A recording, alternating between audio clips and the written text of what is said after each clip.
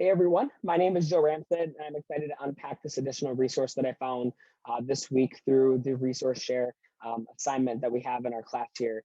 And I was actually going through one of the other Friday footnotes from Gary Moore, trying to find some inspiration, some opportunities for articles and resources to share as part of this assignment. And I came across this article here that was published in 1912 called Agriculture in Public High Schools by Dick J. Crosby. And he was a specialist in agricultural education and somebody who was very well known prior to the Smith-Hughes Act as being a champion for agricultural education.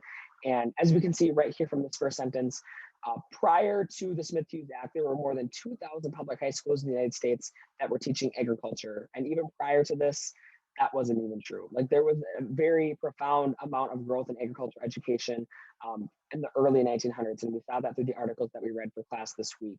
And I really enjoyed looking at this article, and I'm going to post a link to it in our chat or our discussion thread in this class so everyone else can take a look at it as well if you're interested. But I was just very impressed by all of the information and statistics that were shared within this article to really demonstrate the profound impact of agricultural education.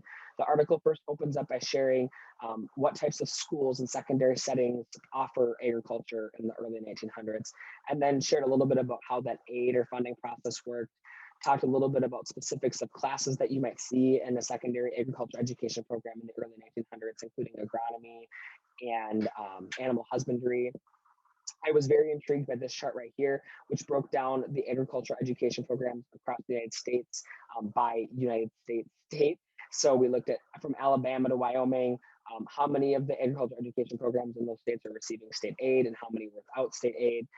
Obviously, as we can see here from this total section, there were 289 programs at the time of publication in 1912 that were receiving state aid and over 1,600 that were not. This is very, very different now today in 2022. Obviously, we have Perkins funding and some other legislation that are in place to provide for additional funding and support for career and technical education, including agricultural education. And speaking as an educator myself, I don't know how I would be able to do my job every day without having the financial support of legislation like Carl Perkins and some of the other levy dollars that we receive as a school district. And just looking at the growth and the expansion of agricultural education over the last several years has been very incredible and very intriguing. And just reading the articles that we've had for the first week of the course, really demonstrating the fact that agricultural education has been around even before the passage of the Smith-Hughes Act, and the emphasis on agriculture being a science and also education being a science as well. And how can we marry those together to create a profound learning experience and opportunity for our students is pretty incredible. So I look forward to hearing about the resources that you all found as part of this week's assignment in class and continuing on throughout the semester.